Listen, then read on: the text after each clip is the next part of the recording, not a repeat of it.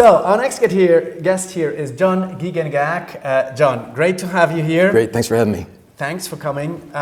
Tell us, the audience, a little bit about yourself and your role, please. Sure, so my name's Jon Giegengack. I'm the founder and the principal analyst at a company called Hub Entertainment Research in the US. We've been in business since 2013 and we do about 75,000 consumer surveys each year. Our goal is to tell our clients, who are all the major TV providers and streaming platforms and ad agencies, how today do people find and choose and consume entertainment content of all kinds, and why do they choose some providers over others? Nice. And that's a focus mostly on US, or you do it globally? Most of our subscription research is in the US, but we do a lot of work for individual clients all around Europe and around the world. Okay. And it's your first time in Oslo, or at least the first time to Northern Waves? It's my first time to Northern Waves and my first time in Oslo, Wow. So I'm very, very excited to be here. How do you like it so far? We're 4 hours into the event. It's great. I mean, I think it's really interesting to hear from such a variety of, because I think when it comes to entertainment, people are people, and the things that motivate you to want to watch TV or to play video games or whatever it is are very similar wherever you go. But one of the interesting things about Europe in comparison to the US is that in the US we have this really big problem with cord cutting. People that are leaving pay TV providers, not necessarily because it's too expensive, but because of how much of the money they're spending goes for stuff they don't even use. People on average use about 10% of the channels that they have access to. 2,000 channels and nothing on? Exactly, yeah. And here you guys have a very robust public TV presence that lets people get access to lots of good content for free. Mm-hmm. It greatly reduces the extent to which people are being forced to pay for stuff they're not going to use. Mm-hmm. So that really kind of gives the trends, I think, a different trajectory, even if the motivations of the consumers themselves are very similar. Okay. And you had just given a nice talk. Yep. What was the topic? So I talked about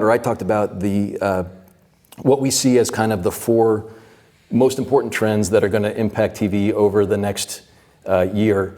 We're in, what I think of now as the second act of streaming. So the first act was the race of all of these other TV providers to try to catch up with Netflix, to build, massive amounts of content in the hopes that they could take Netflix's crown away from them. That has not worked out. They're now facing the hangover of all that spending and going through a very rocky time. And they're now trying to figure out in the next act of streaming, what do we do to make our business viable and to turn a profit in an environment where we no longer have these really lucrative carriage fees from the cable companies to rely upon. Okay. So if there's one single takeaway people should remember from your talk, what would that be? I think the most important takeaway is how much viewers need this ecosystem to be simpler. So we heard in one of the earlier talks about piracy, that one of the big drivers of piracy is just that it's hard to find the show that I'm after, and those platforms often have everything in one place. Yep. So it's kind of ironic that the illegal platforms are the ones that make it easier to watch. You would think it would be the companies that are getting paid or that are producing this content in the first place that would make it easier for a user to find them. And we have found that it's become so complicated that the simplicity is a virtue, but now it's virtuous enough that people they're actually willing to spend money. For instance, for an app that lets them use and pay for all their streaming platforms in one place, even if that app comes with no content of its own, just the fact that it's making it easier to use all the other ones is something that they're willing to spend some money on. Yeah, the problem was, and partly still is, that all these big SVOD players said, no, this is my content, it's my metadata. Yep. You don't get any access to that.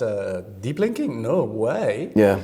But that's not in the interest of the consumer. That's in the U.S. Another big thing that's happening is that the whole cable TV industry is based, going back to the 90s, where every cable company has its own little fiefdom, its own monopoly, and so they didn't really care about good customer service because those people couldn't, even if they wanted to leave, there was nowhere that they could go, so they could treat them as badly as they wanted to.